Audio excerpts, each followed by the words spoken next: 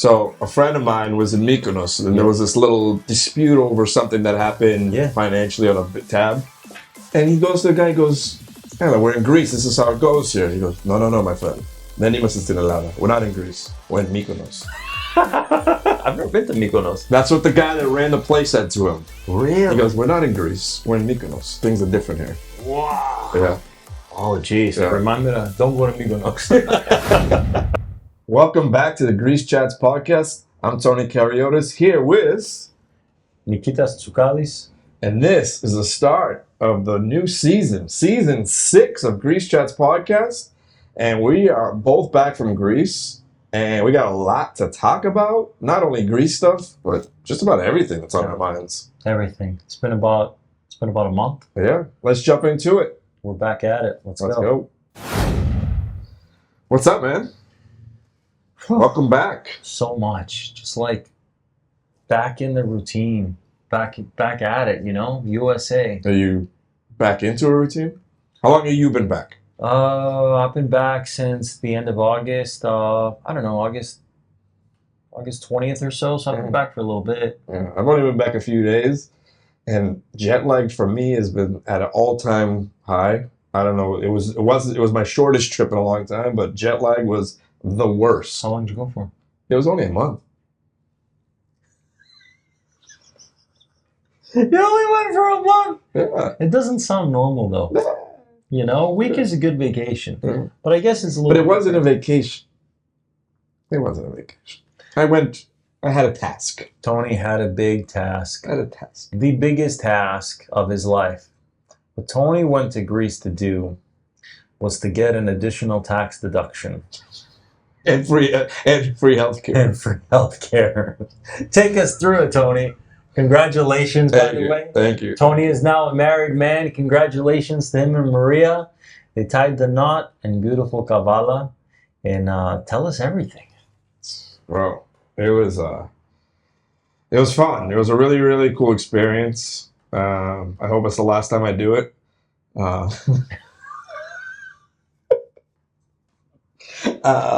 It was actually peaks and valleys So I gotta say, if you're a Greek American going to Greece to get married, and you're not a citizen of Greece, just be prepared. What do you gotta be prepared for? You gotta bring all these documents that don't exist. Can't you just go to the church? Oh, yeah. You gotta bring the church documents, but then you need the government documents that don't exist. They think that there's a document in America. Some states provide it, some states don't. That is, I forget how you say it in Greek, but basically it's to prove that you are single. To prove that you're single? Yeah. So we're in the meeting, me, Maria, her mother, we're going through all the documents, we're presenting everything. Everything looks good so far. And then he brings up this mythical document. And I'm like, Δυστυχώς δεν υπάρχει στην Αμερική.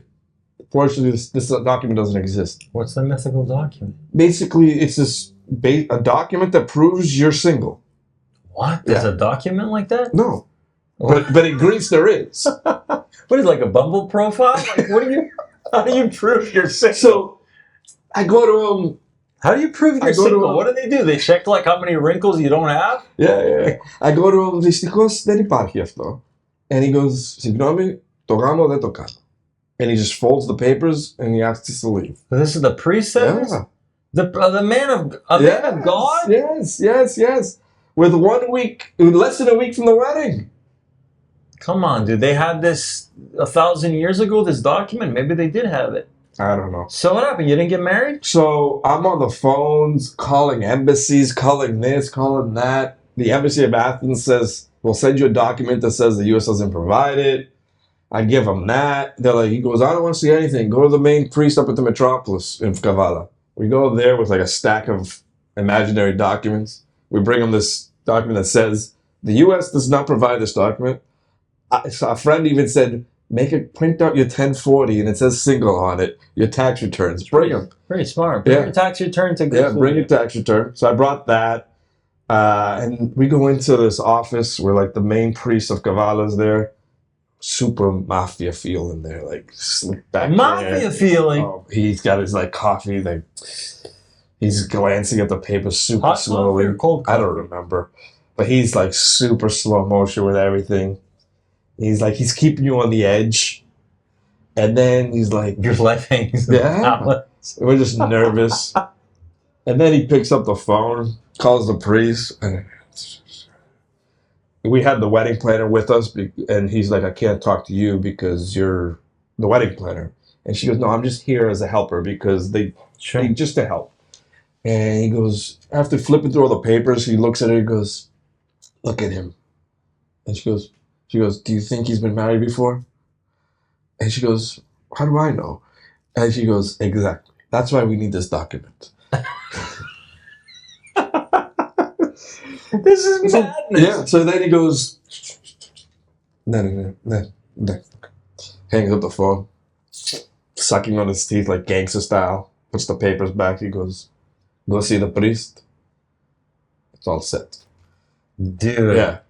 Were you nervous at this point? Once he said that, I knew 5 minutes into this meeting that it's going to be fine. The way he was looking at the papers, he was trying to convince himself to just let this thing go. Why is there like this? This seems kind of odd. Is there such an issue with people trying to get married twice in Greece? Is there like a polygamist? Yeah, because no, you need to be legally divorced to get married again in Greece. All right, that makes sense. Yeah. But you would have had to.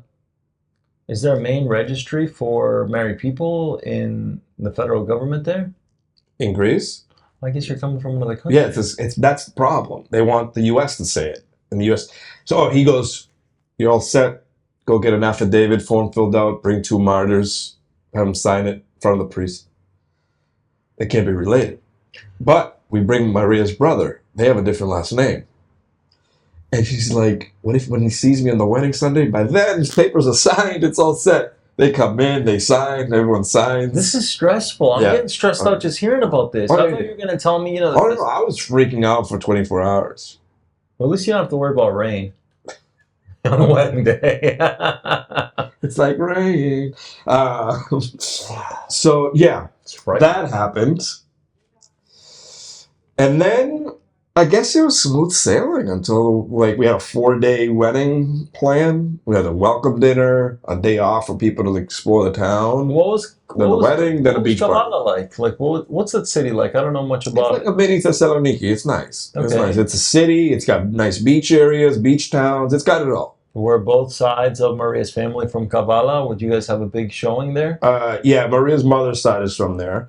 And then we had my side come. And it was nice. That's great. It wasn't massive crowd. But we had 150 people. Wow. And, I saw you on Instagram and TikTok and YouTube and Facebook sailing. Yeah. Where'd you go? What'd you do?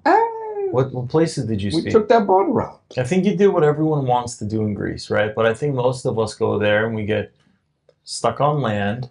And then what we do is we walk to the Limani and we think, wouldn't it be great to have a boat and we could tour the islands? We could have all this amazing freedom, but we don't do it. But you did it. So where'd you go? We did a few 1-day trips, and then Maria had a 3-day trip planned. And that was like the big one, where we left from the Limani and we didn't come back to that Limani for 3 days. Sick. We stayed in Thassos. They took us to the beaches in Thassos. At night, we go dock and go for a walk through town. Going all these different places in Greece. Are you like me? Like when I go to a place, I immediately stack it and I compare it to like where my family's from. I don't know why I do this. I need to stop doing this because there's so many good places. Like, do you start ranking things? Are you a let's rank this guy? Or are you like, oh, let me find the best part of this place and let me be thankful for it? When you say of this place, you mean of like...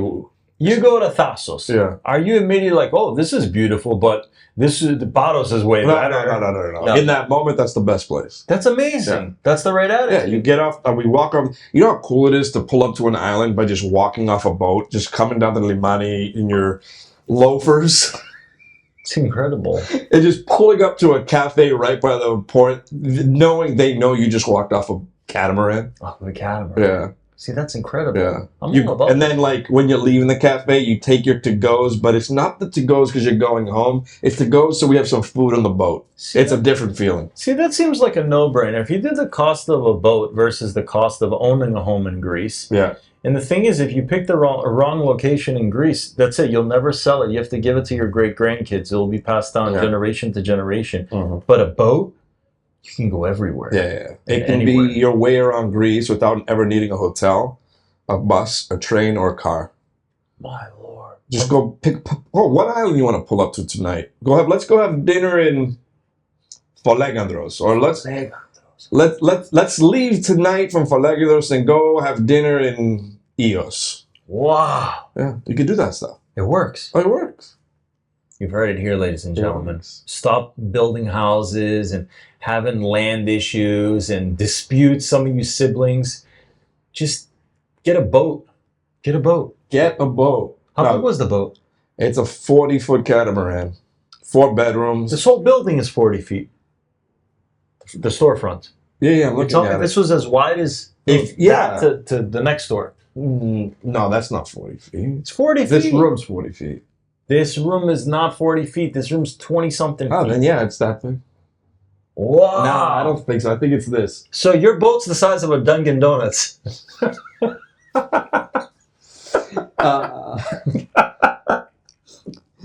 Your boat runs on Dunkin'. Oh, it's got to be bigger than this, yeah, because you have a bedroom there, you have your bathroom hallway there, you have a second bedroom there, then you have the same on the other side, living room in the middle.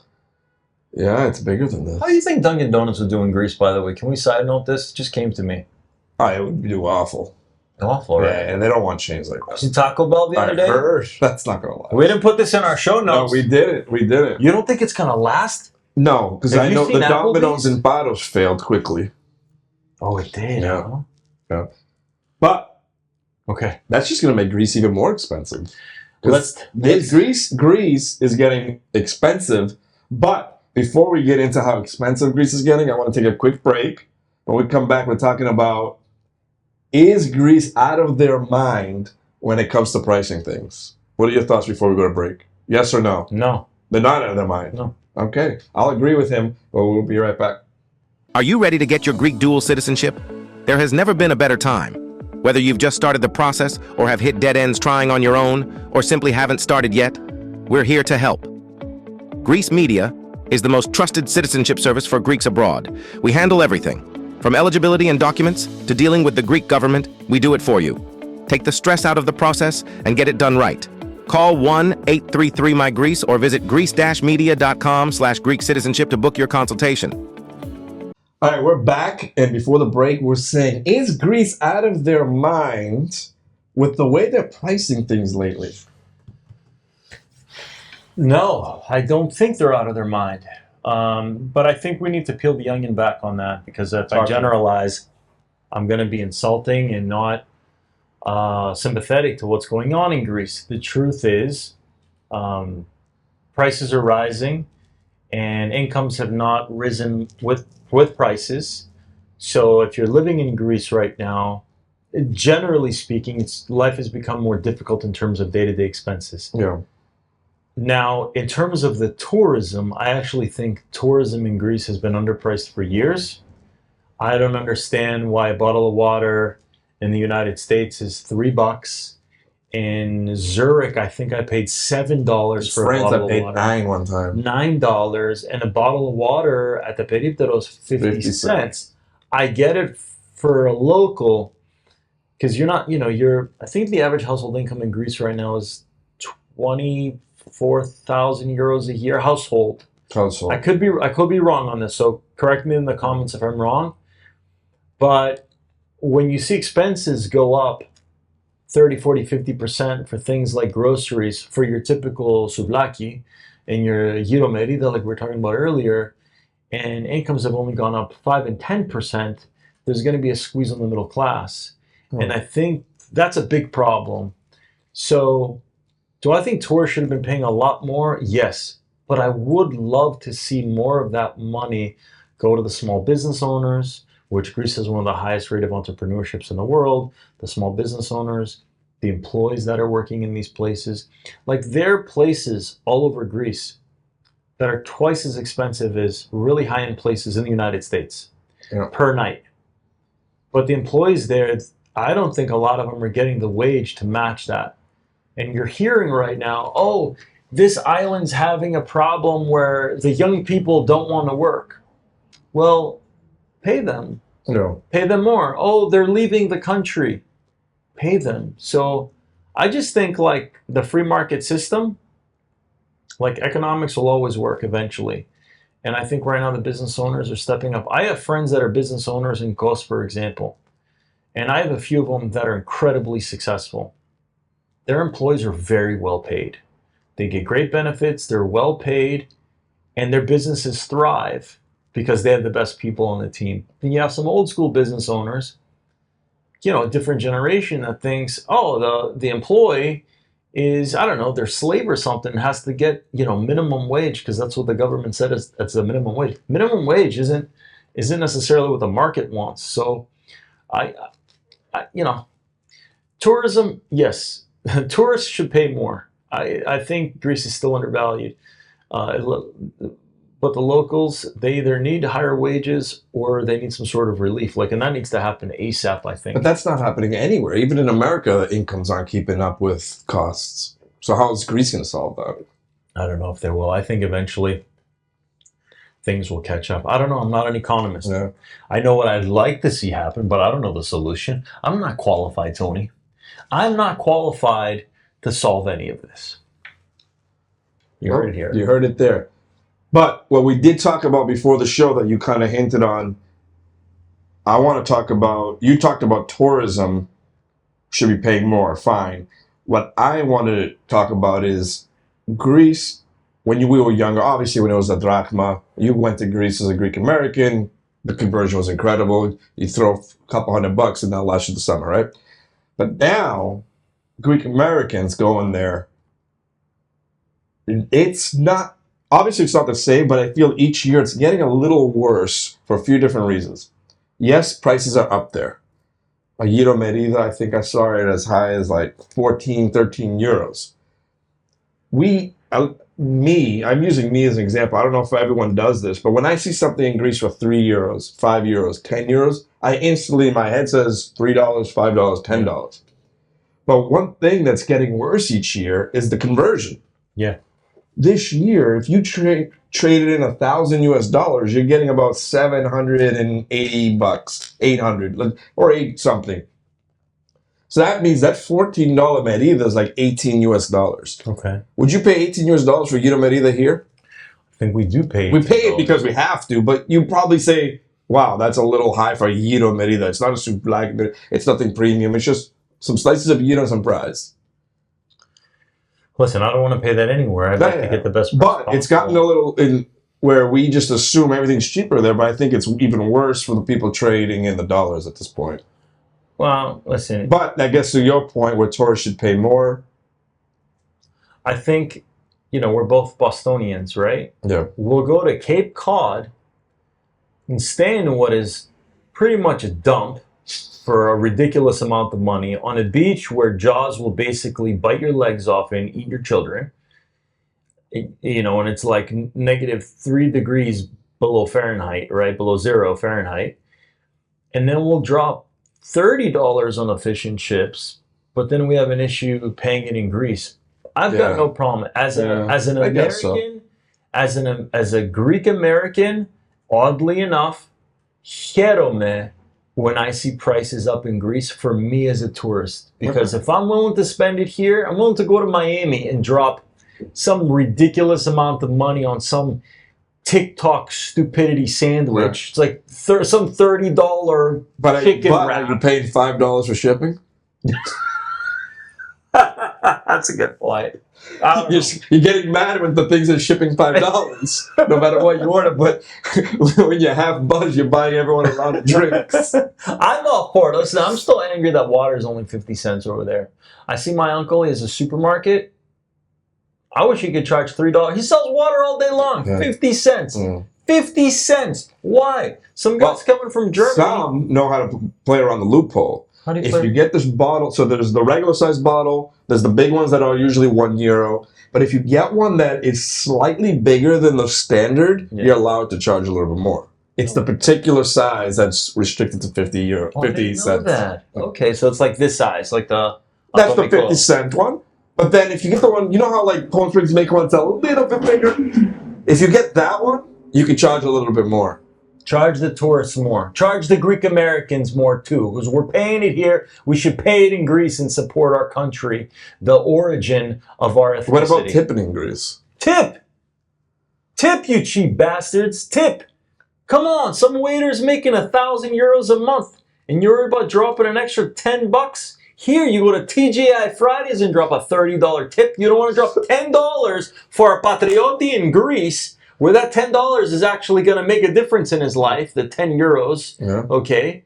And over here, we're throwing money at everything. I don't know. I'm all for it. Like that's the one thing I do agree with you. Where when we're in you'll get people going to Greece and say, "Oh, don't tip. It's not the culture here." But here, you do it without thinking because you know you quote unquote have to. You're throwing you go out for dinner and the tip is like a default $60. And then over there, we hesitate to give the guy a 5 or a 10. Listen, it bothers me when I see Greek Americans. They're going to Greece on vacation because it's cheaper. When I hear that, it drives me absolutely Well, I'll have you know, Greece is no longer cheaper. Yeah. It's not cheaper anymore. If you're cheap, go somewhere else. If you're coming to Greece, you're going to spend money and you're going to like it. Well, you know, Greece is 2 countries now. What? Yeah. What are you talking about? When it comes to costs and pricing. So a friend of mine was in Mykonos, and there was this little dispute over something that happened financially on a tab. And he goes to the guy, he goes, "Hey, we're in Greece. This is how it goes here." He goes, No, my friend. Then he must have seen a lava. We're not in Greece. We're in Mykonos. I've never been to Mykonos. That's what the guy that ran the place said to him. Really? He goes, "We're not in Greece. We're in Mykonos. Things are different here." Wow. Yeah. Oh, jeez. Yeah. Remind me to don't go to Mykonos. Anyways. Tourist. So do you feel like a tourist when you're there? Or is it more your home? I think it's 50-50. If you're on coast, you're home. Here's the thing. When I'm there, I want to be respectful of the fact that I don't live there throughout the year. So I want to give a certain respect to those that live there throughout the year. And I don't know, just a different sebasmo, I could say, is you're there all year. You know, you're there when the tourists aren't there, right? Right. And I don't know, I guess I'm a bit of a hybrid. I feel like when I'm there, I can feel like a local. But do you find yourself speaking more Greek or English? More Greek. Okay. Yeah, my Greek, I was more Greek this year than usual. But do you find, Tony, and I don't know if you're noticing this, right? You know, my kids understand Greek, but they're not speaking it fluently, okay? Mm-hmm. And when we were kids, it was math Ellinika, because when you went to Greece, everyone only spoke Greek back then, or mostly Yaya, Papu. And my kids are over there, and I can't even get anyone to speak Greek right now. I'm trying to get people, at least in the services space, waiters, everyone's speaking English. Like, do you find that this is happening to you? You can't get someone to speak to you in Greek? Yeah, I kind of hate that happens. I think what they do, there's a few different groups of people in Greece. There's the ones that genuinely are just trying to improve their English, or if they know that you speak English, they'll speak it back, even if you try speaking Greek. But then there's some, and this has happened to me in the past, it didn't happen much this year, where they'll assume you're a tourist, they'll speak in English first, you respond in clean Greek, and they'll still respond in English because they know you're a Greek American, and they're just going to speak to you in English regardless. That's it. Why though? Why? This happened to me multiple times. I find it odd. I find it annoying. Yeah. It pisses me off. Like, it happens at the Perito a lot. And they'll be like, "Oh, what can I get?" And I'd be like, I'd say whatever I want to say in Greek. And he'll respond in English. I'm like, Really? Hey, but then they didn't say it. I wonder what the psychology is behind that, because it would seem odd that you would switch to another language. Tony, I'm curious, okay? You've been talking about this red full moon. I don't know anything about astronomy. I don't know anything about planets. I don't know anything about NASA. What is this red full moon you keep talking I about? don't know. I guess yesterday in the news there was a big lunar eclipse all around the world, and It wasn't just in Greece. huh? I thought it was just in Greece. No, everybody in Greece was posting about it. How come no one posted about it here? Probably because it's always cloudy here. We don't have eclipses here. It's always cloudy. You know an eclipse?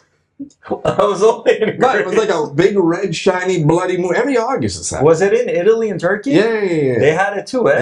Yeah. I thought it was only for But Greece. every time there's a big moon in Greece, all the Greek news pages post the same photo.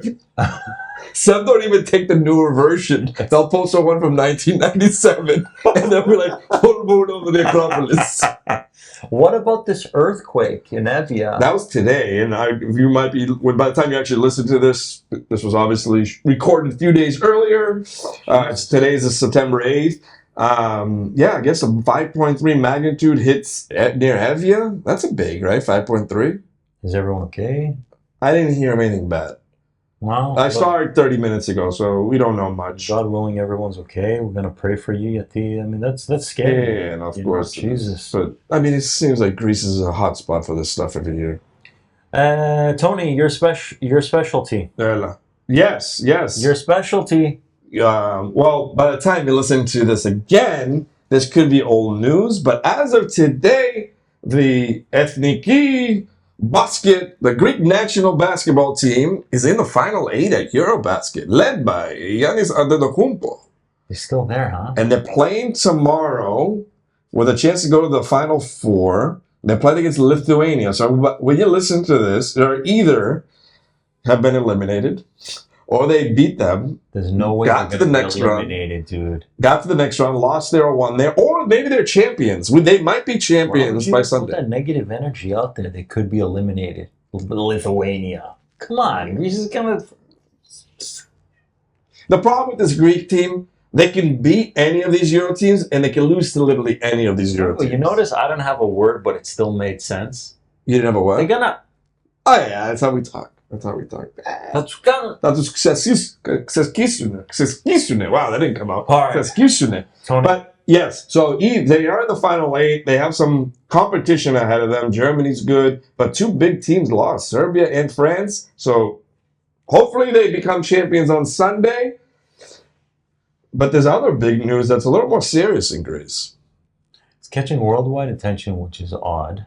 But it is the summer. Everyone's into everything. Greece has shut down a few hundred schools. I think the number was 700. Why?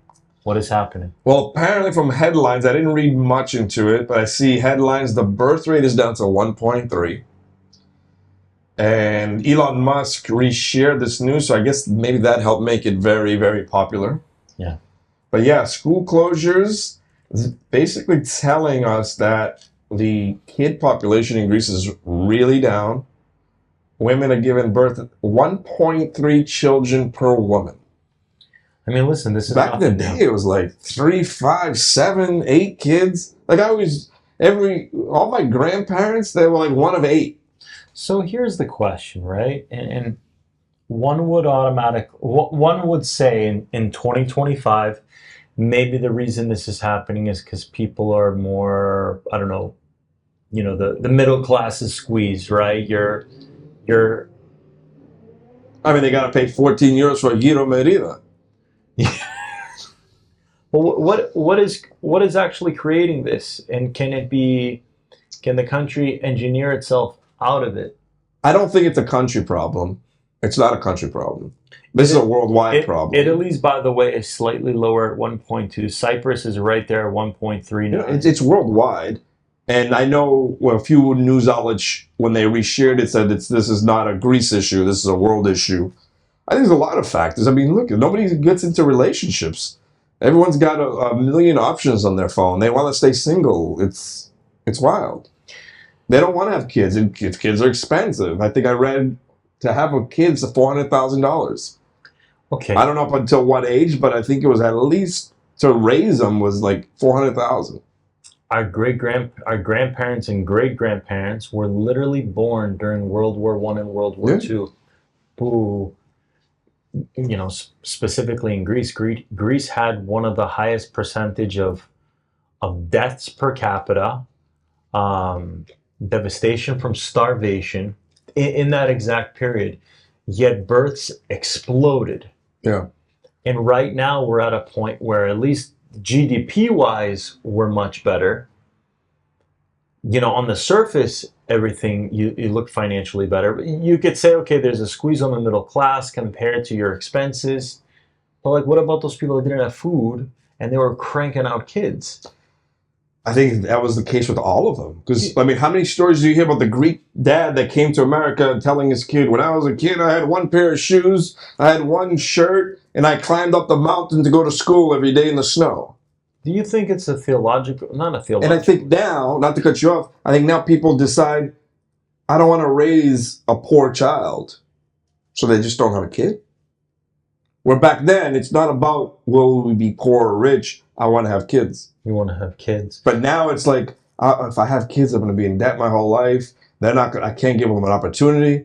I'll just stay single. That's sad. There was a time too where especially when you had Agoria, they were an asset and the girls were the liability. You had to pay to get rid of them. Literally. And the boys were income earners for a while before they got married, and they typically got married later. So the economics of having boys actually was pretty good for a while, especially since most people. And then you get hit with 4 girls, and you say... And then it's I had an uncle with 5 girls. You got 4 weddings to pay for. I had an uncle with 5 girls, the poor guy. He just couldn't catch a break. But who knows? By then, I mean, because then you got the college education, right? That's another problem. How are we going to pay for that? But at least in the EU, I think school's a lot cheaper. Yeah, I'm pretty sure it's a lot cheaper. But are you going to need that in 20 years? With AI? Will we just go to school on the computer? Are we? Maybe we're putting. Maybe there's this perception of how and what we're supposed to give to our children, and it's based on this like ideal in the Western world. Like every kid has to go to a 4-year college. It's going to cost $3 million a day to go to. You're going to have to pay for certain things, live on the cul-de-sac in the pretty suburb. It's a really expensive life, and as a result, we can never afford to have kids. Like there's fear. Maybe there's a theological issue here. Maybe back then they just had so much more faith in God, like, hey, it's going to be okay. Yeah, that's a big part. No, that is accurate. Everyone believed that everything will be okay. That's true. My grandmother would tell me stories about my great-grandmother in Kos, in Mastihari, a village of 500. Shout out to that's how you get the Mastihari. Yes, my dad had 25 first cousins there, by the way. But my great yaya, they were very poor. My grandmother didn't have shoes, she told me, until she was like 12 or 13. But the point was, whenever great yaya cooked, everyone ate, she would give food to all the yidoni every day. And then the next day I had to figure out how she was going to cook again. And the thought process was, echios. So maybe there's an issue here where we're not saying that. We're not believing as much. Maybe, I mean, not believing. That's sad. I don't know. All right. Maybe AI will fix it. Will AI fix it? You want to talk a little AI? Or you want to stay on this topic? I don't know, man. This topic's making me sad. But I actually have hope. Have you ever looked at like how low the population has gotten, like during the downfall of cities like Rome or even Constantinople or Athens? I haven't told me. So like Rome at one point, in its height, I believe had 1 million or 2 people. In its lowest point, got down to 30,000. And now it's this grand city again, of course, right? The point is, I think we live in a world of extremes, and we think we're so short-sighted, like, the great decline is going to be by 2050, we're going to be at 7 million people in Greece versus 10 now. Still 7 million people. If you decide at that point or something changes, you can have a population explosion at that point. So just going back to this, I'm really hopeful. Like, I think there are extremes. I think right now we're going through an extreme. The westernized world is going through an extreme, but I bet something is going to cause a major change that's going to basically completely reverse that. But even that will be an extreme. Yeah. And I don't know what that will be. I hope it's not something negative. But that's my take on it. And yes, AI. Let's talk AI, but let's take one final break before we jump into AI. Will AI save us? Kill us? Or is it all fun? Or are you going to unplug it? Can you unplug it? Unplug it? If it starts attacking I think it's wireless. It's wireless. And they're going to lock in the batteries so you can't even turn them off. You know how you did earlier, the thing you're like, by the time you see this podcast, yes, Greece may have won the EuroBasket. Yeah. By the time you see this podcast, AI may have killed all of us. It may have.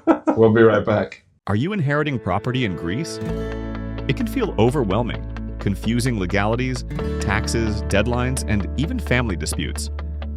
Don't let the stress of distance or paperwork keep you from what's rightfully yours. At Greece Media, we specialize in guiding Greeks abroad through the entire inheritance process. From securing your ephemi to handling legal representation to resolving family matters the right way, we simplify everything. Whether it's land, a home, or an estate, our team ensures your inheritance in Greece is managed properly from start to finish. Book your free consultation today at greece-media.com/inheritance or call 1-833-MY-GREECE. Greece Media is here for you. All right, we're back.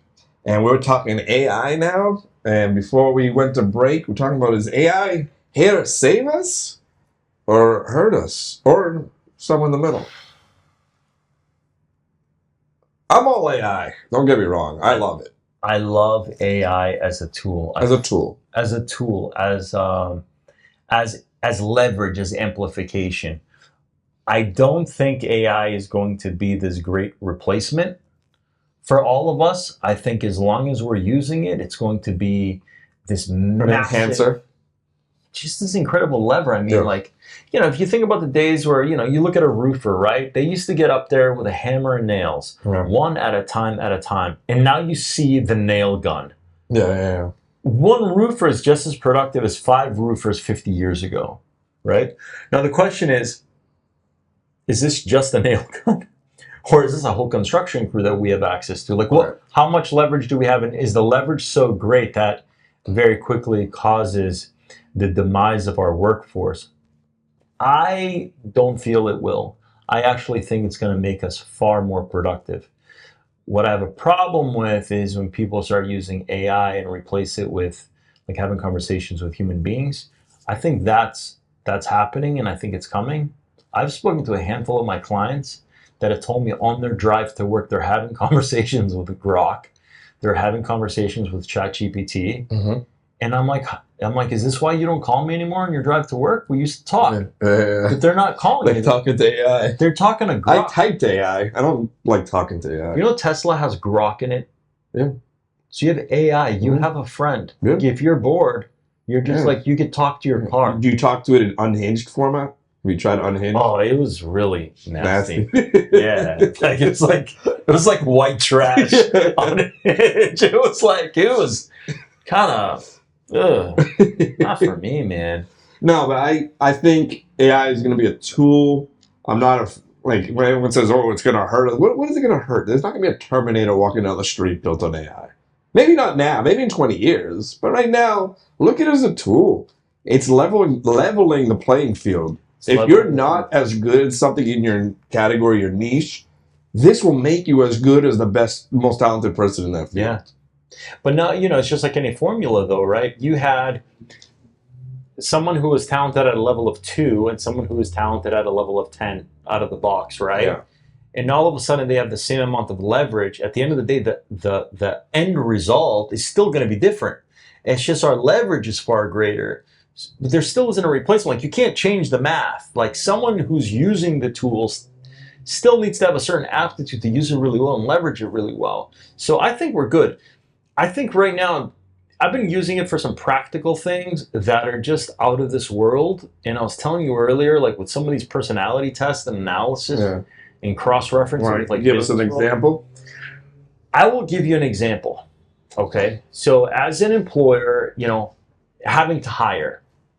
So in the past, I would do an interview, have a second manager do an interview, maybe even have someone take a personality test, look at their experience, right? You took all these factors and tried to make a really good hiring decision.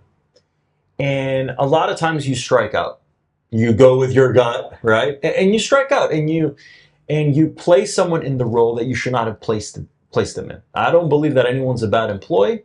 I don't believe that anyone's a bad team member. I really believe that we put people in roles that they shouldn't be in. Okay, and that's it. Now with AI, a lot of what I believe makes someone bad for a role is a conflict in their personality. Okay, so you have these personalities that you have someone who has, let's say you have a role and they have the aptitude for it, they have possibly the experience in the particular subject, they've gone to school for it, they have the certificates for it, but then when they get into your organization, things just don't click with their peers or their direct manager, or even with their clients.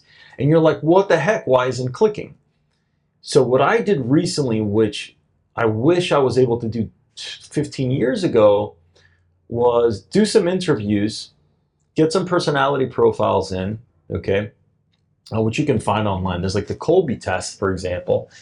Take that data, go into ChatGPT and say, ChatGPT, this is the role that I'm looking to fill in my organization. These are the tasks, this is who they're reporting to, this is the style of company, so on, so on, so on. Please rate this profile on a scale of 0 to 100, with 100 being the best one. How good of a fit their personality profile is to the role. And I started doing that, and what it uncovered was some people that on paper may have looked like the right people for that role weren't. In fact, there were certain things that were completely conflicted with the way they had to communicate with their peers, or their direct managers, or even with clients. So I think things like that, being able to use AI to understand people's personalities, to match them better to jobs, to careers, to schools, to way we have to teach a particular personality, I think can be a game changer. I really believe, and I did this with my kids, I had them each take a personality profile test. I uploaded it to ChatGPT, and I asked ChatGPT, what is the best way for me to be parenting my kids? These two personalities, okay? Some kids, you can stand over them and say, march, go to your room, make your bed.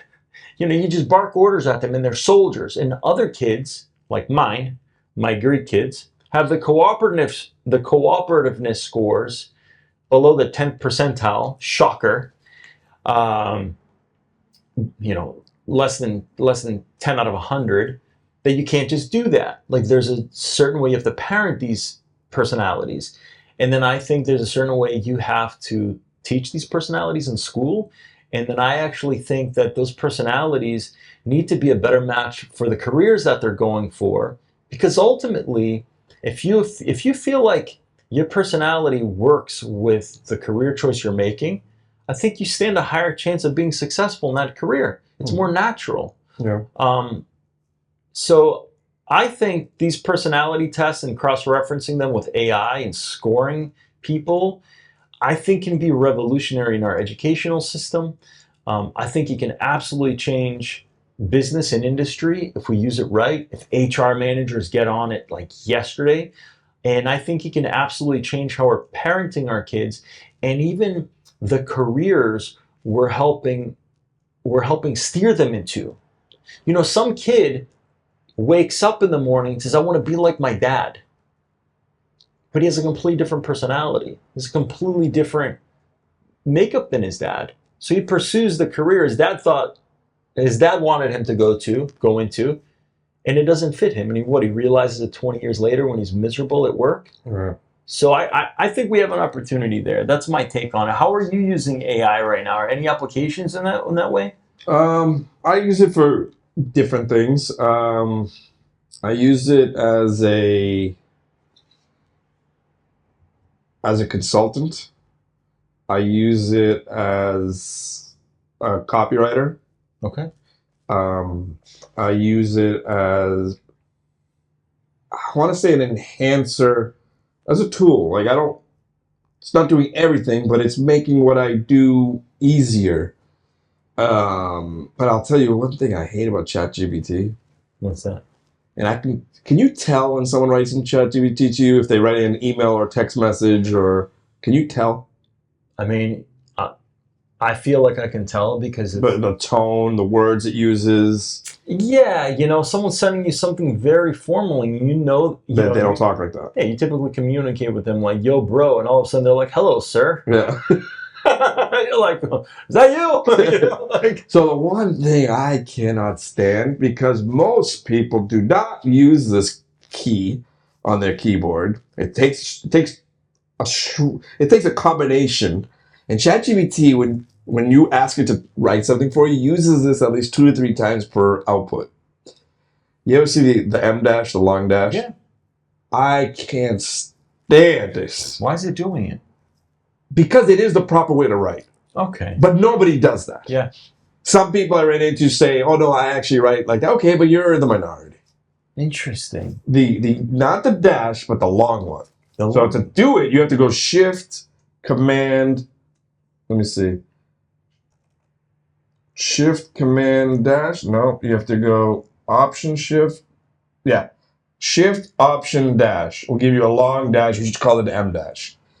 And I've seen messages come, and I've seen people post on social media, and the post has like 4 of those dashes, and I swear that person's never typed a dash before. So it goes back. So what I'm getting at is, use it as a tool. Don't rely on it. If you're relying on it, that means you're copying and pasting everything and sending it over to the final product. 100%. Use it as a tool. Throw an idea at it. They do think. These things think and give you. Obviously, they're basing it off what it's been taught, but they reason. They'll tell you if an idea is good. I know most of the time it'll tell you your idea is phenomenal, even if it's bad. But it's getting a little bit better at that. It's not. It doesn't seem to be as critical as I'd like it to. Sometimes I have to tell it, like, "Hey, beat this idea up." Yeah. Don't be so nice. Yeah. But you gotta proof it. Not everything is perfect. If you find a mistake that it thinks it's right on, even if it's right, you can test it and say, well, no, this is actually like this. It'll say things like, thanks for pointing that out. You're right.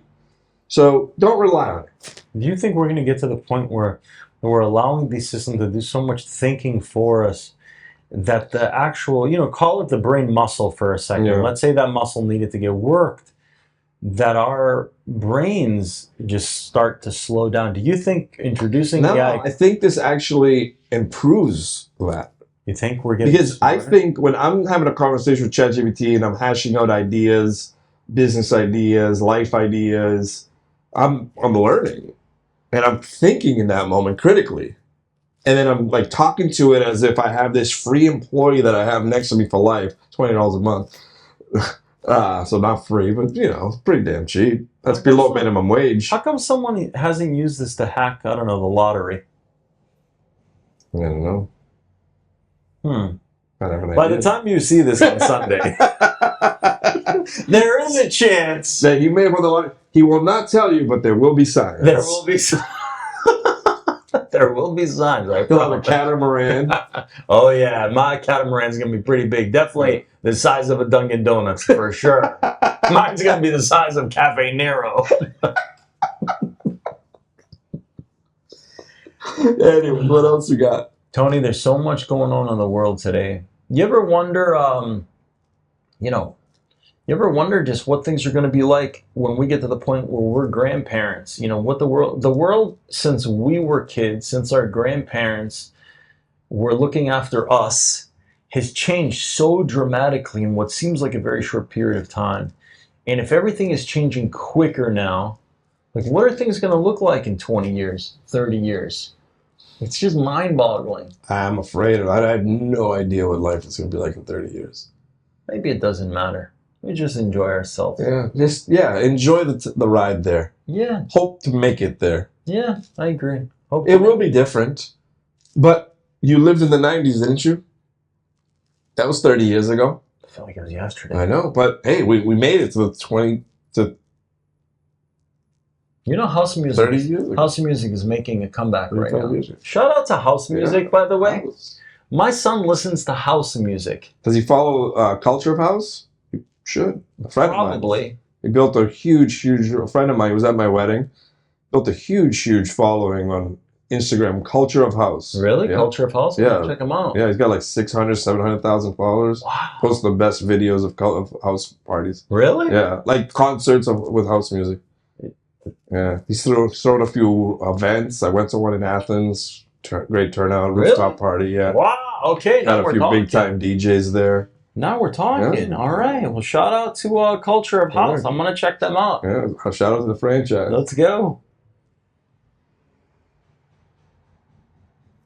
What else we got? Trying to think, Tony. I think we put the touches on it. I think so too. It's pretty good. Yeah. I don't know. I guess I'm still trying to figure out the difference between married and not married. I can't feel the difference. Are you supposed to feel a difference? No. No. No. No, except for the fun party we had, 3-day weekend, 4-day weekend. We come back married, but it's like we went back to like the exact routine. I felt the same way too when we got married. But I think it's a product of today's world where we move in with our spouses before the wedding. And I truly believe that it is the right thing to do. To move in before. Yeah. Because what if you just cannot live with this person? AI. Personality test. Personality test. By the way. He just solved it. By the way. He just solved it. If you're a divorce attorney, watch out. Because I have solved marital issues. Okay? Using AI or using yourself? I think that every single couple, before they get married, should be required to take a full-blown, intense personality test with all the bells and whistles, upload it to ChatGPT, and ask ChatGPT from 0 to 100, how compatible are we? Does ChatGPT include the prenup? Does it write it up for you? I don't know, but I'm sure that's a feature. We could create that. But I mean, it's amazing. I mean, I think that's something that people should do. I think, you look at a lot of marriages that don't work out. I mean, it stinks if someone's had to deal with this. It's an awful situation. Mm-hmm. But a lot of times, it exists. It's common. Yeah, there are people that really loved each other, had a lot of respect for each other, had a lot of things in common, but then their personalities don't match for some reason. So some people are looking for the clone of themselves to marry, but a lot of times the compatibility, it's not having a clone of yourself. It's just certain characters work with other characters. Right. I don't think you want the clone. I think you want the exact, the perfectly opposite. Perfectly opposite. Yeah. There's opposites that work together. Yeah. Certain traits like, how extroverted you are could definitely work when both people are extroverted. Maria and I are not identical personalities, but a lot of things are the same. And I think that's why it works. Like, we're opposites in a lot of things, but we're the same in a lot of things. And it's just a perfect match. My wife, in her, because of course I had her do it too, had this one rating that makes I gotta take this test. Yeah. Go ahead. She had this one rating that was actually extremely low, and it had to do with being very private. And if you go to her Instagram, she doesn't have a profile picture. She's never posted once. And then that part of my profile was the polar opposite, and I'm here with Tony Kariotis on a podcast, and there's like 10,000 cars driving by us in the city of Boston staring at us. Oh. She would never do that. Hello. Hi, everyone in traffic. I know, it looks weird. They think that this is the Today Show. Yeah, this is not the Today USA Show. Today. Yeah, just so you Good all morning, know, America. we are literally in the middle of the city of Boston on a 4-lane road, and there probably, maybe 500 cars have passed us so far. And the first lane is about 20 feet from us. And everyone is stopped at the light, staring at us, trying to figure out what is happening in this office. You think we should get one of those neon signs that says... I think we should, on air. On air? Yeah. Oh, yeah. That's a phenomenal idea. Is that where you were going, or you had another idea? I think so. Maybe we get some people up against the glass, just like trying to get in. Yeah, we get some slapping the glass. Oh, that's a great idea. Yeah. This is getting better and better. Anyways, I got to ask you a couple more questions. Yeah. I want to bring this back to Greece for a minute. How many weeks were you in Greece? 3 weeks. 3 weeks. Did you go to the Acropolis? No. For what? They're dropping dead, like you said last time, right? I'm not going there to die. For what? I'm going to go there for what? I went to... So listen, this year, I needed to really, like, actually unwind, right? This year. Yeah, so tell us, where did you go? You went Kos, Kariotis? No. No? You didn't go? Oh, you're not sharing it? The plane took... We just went to Kos. That's it. We didn't go anywhere else. All right. And I decided, like, I get big eyes. Like, if I go to a buffet, I want to get one of those plates and put a little of everything. But sometimes you got to just go to a steakhouse, get that one piece of perfect steak, and go slow and eat it and enjoy it and be where you're at. So this year, I wanted to be where I was. I would wake up, I had a routine, the same coffee shop, the same walk in the morning, same everything. It was nice. It was quite relaxing. But the idea of jumping around, go here, go there, like the water, okay, I get it. You're in Paros. Oh, the water is so beautiful in Paros. Okay. Then you go to Kalamata. The water is just as beautiful there. You go to Halikidiki. It's awesome there. It's beautiful in the most unnamed places. As long as there's water hitting the land, it's beautiful. Yeah, and people are like, oh, I want to... Like, you go to all these different places, ultimately you're doing a lot of the same stuff. So I figured just slow down, go, relax.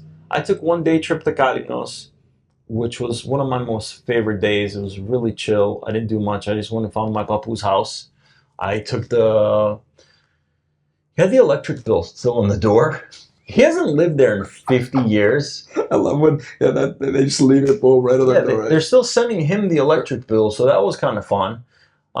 Just bounced around the island a little bit, but I just stayed in one place, man. And I really loved it. Nice. I think it was good. Yeah. Well, that's what I did this year. I didn't do any running around. You think you're done touring? I won't do as much as I used to do. 10, 15 islands in the summer. I think I'll tone it down to like 2 to 3 tops. 2 to 3 tops. Yeah. Even that can become a lot. This year we did just Kavala. Oh, Athens we barely stayed. Kavala, and we did the boat tour to Thassos. But that was it. Tony, what's the next, what do you got going on next in Athens? Like you mentioned something earlier about... I might put together, you know how we did those networking events. I might do one in Athens in October. Who typically shows up to those events? Young professionals? Yes. Is it a mix? No, young business people. What are the business... You know, you go to a networking event here in Boston, there's kind of like a roster of the usual suspects. A lot of real Athens estate. is a lot of like startup CEOs. Startup CEOs, what, software? There's software, there's real estate, there's tech, there's AIs coming up now. Interesting. Yeah, there's a lot of tech startups in Athens. It's like they call it the baby Silicon Valley. Are you serious? Yeah. It's phenomenal. I think it's great. You know, anything that can introduce new jobs to Greece, I think it's wonderful. Yeah, no, for sure. The But it's crazy how, like, in Athens, you feel that growth of, like, nicer homes, very nice apartments. People are making more. And then you go to the villages, and, like, they're not keeping up with Athens. So there's like there's an extreme. Yeah. What about Thessaloniki? I don't know. I don't know the answer to that. I haven't spent enough time in Thessaloniki. Right, you're from Thessaloniki. Maybe you can drop some comments. Yeah. Let us know what's the vibe like in Thessaloniki, in the entrepreneurial field, tech, startups, like what's happening that's hot in Thessaloniki, and not literally, by the way. And don't mention a restaurant or just tourism, but what's happening outside of that right now in Thessaloniki that we can learn about. Yeah, no, that'd be interesting to know. I know yesterday the annual Thessaloniki Expo wrapped up, and Mitsotakis did his annual speech there. And I guess he's got like sweeping taxes coming. What, taxes? More taxes? No, lowering taxes. Bring it on. Yeah, he's lowering taxes across the board. I don't know. I saw a headline, so it's raw. It just came out. I think he spoke yesterday at the ending of this year's expo.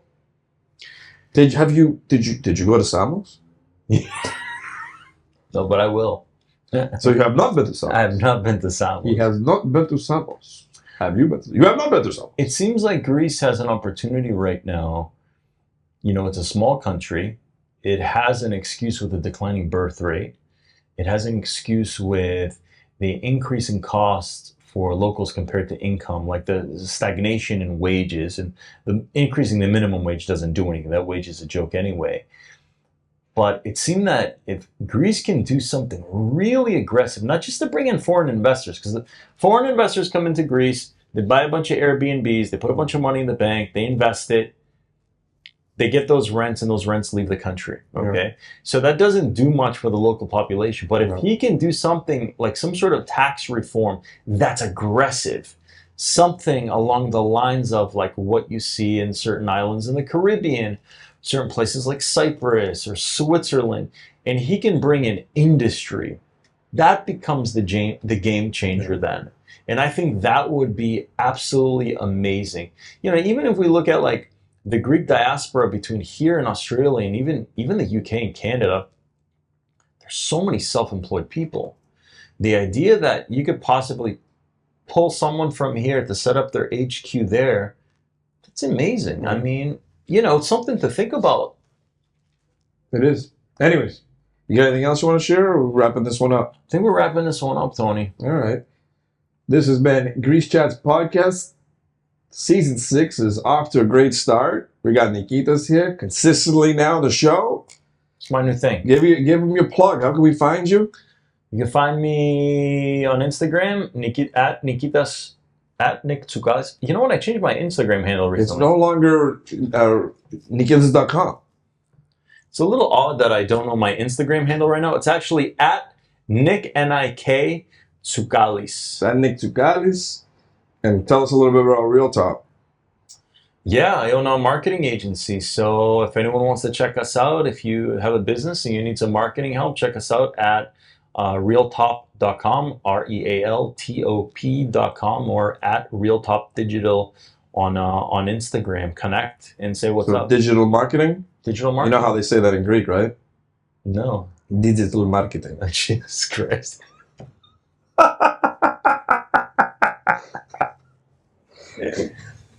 Yeah, it is. Anyways, I'm Tony Kariotis. You can find me at iamgreece. And this episode will be up on Greece Media. The website is greece-media.com/Greece Chats Podcast, or just search. Let's go. Go to Google, type Tony Kariotis, type Greece Chats Podcast. We're on YouTube, we're on Apple, we're on Spotify, we're on Google, we're on all of them. All of them. I don't think anyone's typing anymore, by the way. They're not. They're just talking to their phone. Say it into the mic. Tell Grok to find Tony. Way, really quickly. Right before I left for Greece, you know what happened on Google? No. If you type my name, I got one of those knowledge panels. What's that mean? Like if I type Tony Kariotis, it'll tell you internet personality, photos, and a bio. Really? Yeah. Oh, that's phenomenal. I gotta try this. Let's see what it says. Watch it not work today. Oof. Right here. Get that. Oh, you come up with me. The first thing that shows up is me. Hi everyone, I'm Tony Kariotis. This is hilarious. Well, it's good knowing you, Tony. He completely stole my thunder. It's his face that comes up. I told you, bro. I'm taking over. I'm taking over. AI's taking over. But anyways, let us know your thoughts on this week's episode, and we will talk to you again on the next episode of Greece Chats Podcast. Talk to you later.